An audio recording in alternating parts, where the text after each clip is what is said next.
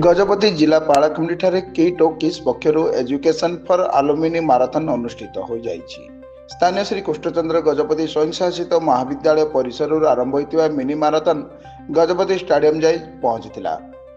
एहाकु शिक्षाविद विनोद चंद्र जेना सबुज पताका देखाई शुभारंभ करिथिया बेले परे एक सभा अनुष्ठित होइतिला।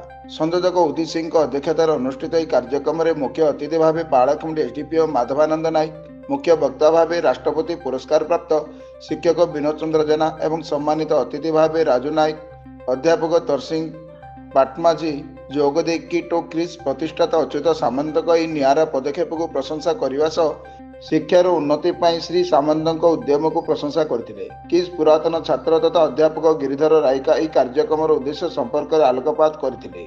एथिरे पाड़ाखुंडी तथा यार आखपाख अंचल विभिन्न शिक्षानुष्ठान शताधिक छात्र छात्री सामिल होते।